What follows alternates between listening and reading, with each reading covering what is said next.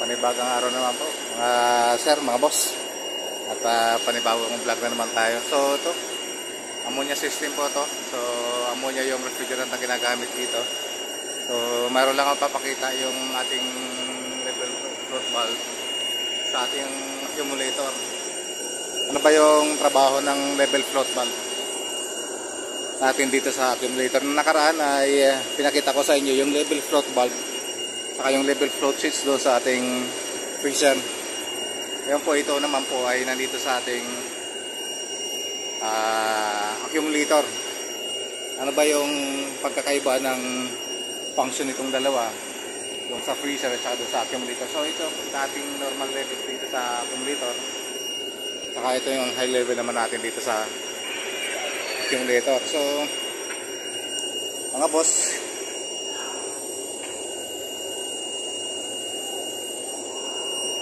halos wala namang pagkakaiba ito. So ito, pinokontrol lang dito yung yung pasok ng liquid natin dito sa ating accumulator. So itong dalawa to, saka yung ating solenoid na nandun, yung SV galing doon sa ating liquid line, ay sila sila tandem silang dalawa.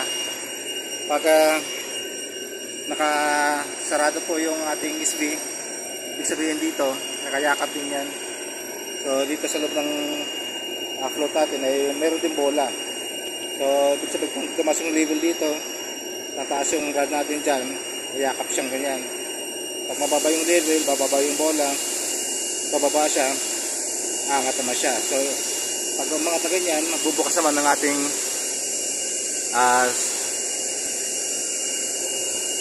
solenoid doon sa liquid line. Yung ating liquid line naman is nanggagaling dito sa ating reservoir kagad.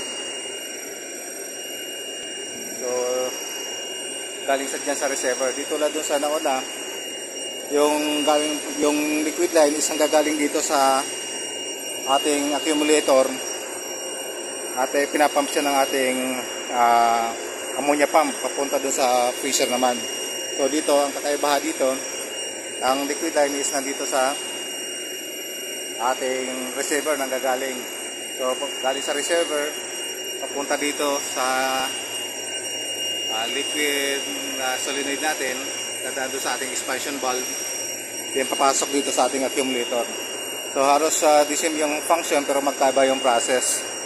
Kasi ang process nito is nanggagaling sa reservoir. Yung sa unang binag natin, ang process is nanggagaling dito sa accumulator mismo, i-inject ng ammonia pump papunta doon sa freezer. So iko-control naman doon sa freezer yung pasok ng liquid. So dito naman kinokontrol niya yung pasok na nanggagaling dito sa ating reservoir. So yun ang pagkakaiba ng dalawa. Pero parehas lang po yung function nila. So parehas kinokontrol yung pasok ng liquid. So yun po mga boss, inano ko lang sa inyo ang pagkakaiba ng dalawang float sa magkaibang area dito sa accumulator, yung isa doon sa freezer. So yun, at sana po mayroon kayong natutunan konti at marami pong salamat.